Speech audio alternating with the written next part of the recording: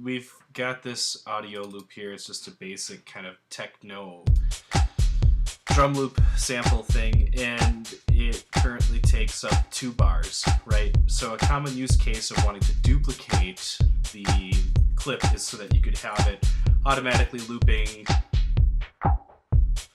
and automating some filter thing, maybe let's say every 4 bars, right?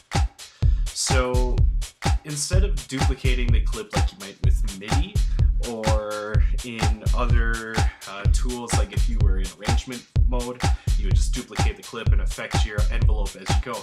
But with the session view, it's a lot cleaner to kind of contain it all in one clip, and also allows you to maintain your parameters in such a way that changing the length of one parameter's loop doesn't end up messing with other parameters. So let's say you had some other effect that you just wanted to happen every 2 beats. Well, you can do that by popping open the envelopes box here, and from in here you can select all the different parts of the devices that are in your chain, from the clip itself to any of the effects that you might have. Right now I just have an auto filter.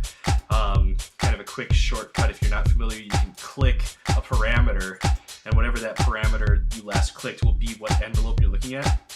So the most important part with regards to the question of duplicating loops in session view or cutting them up is this guy right here.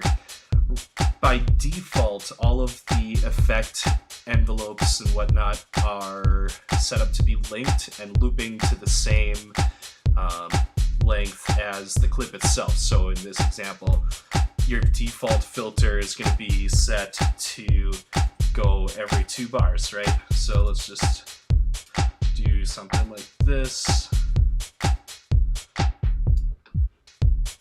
So, alright, that would be pretty typical, but as you're alluding to, this is really obnoxious to have it all the time. So you would want to duplicate it and have it happen maybe every 4 or 16 bars or something. So if you unlink that clip loop size, you can now do something like this. We change the length of this parameter envelope to 8, and now we can do stuff like this.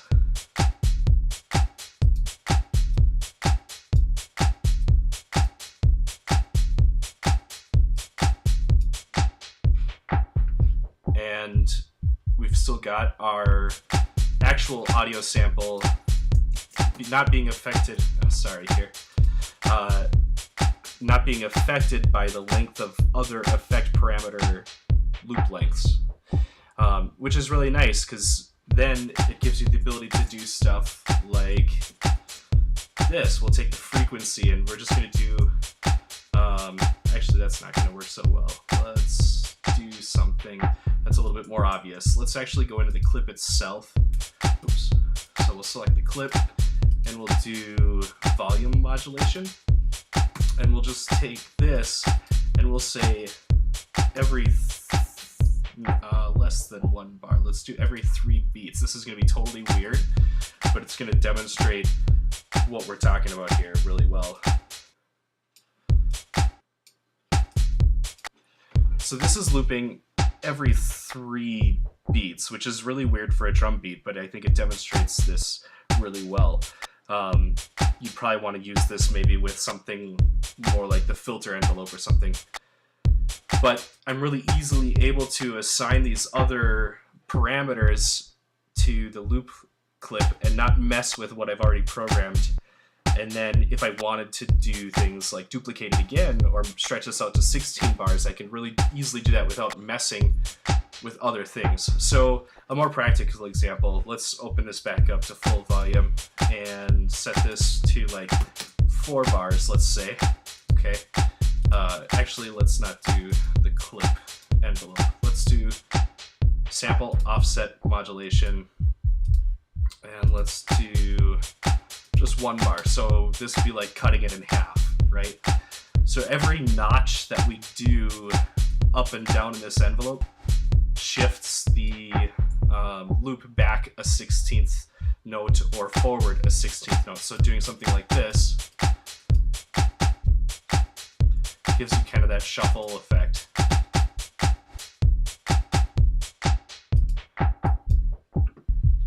And allows you to get kind of some glitchier stuff going on, as often or not often as you wish. So here it's set up to 4 bars now.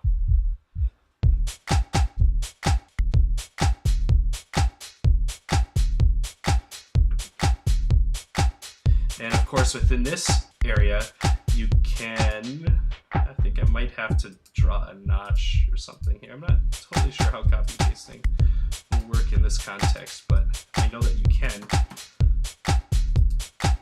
So you can copy and paste your guy here.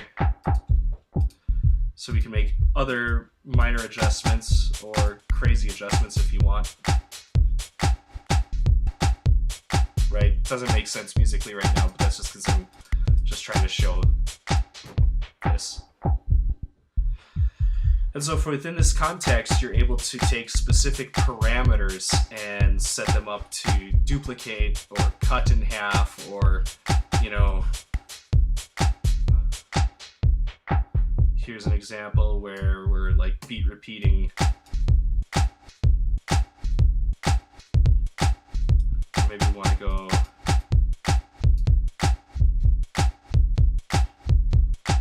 that sounds kind of funky. Funky.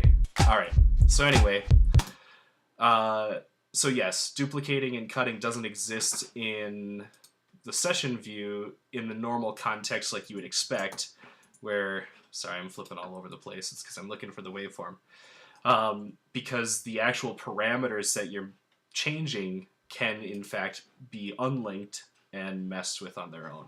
So I hope that is cool. Cheers.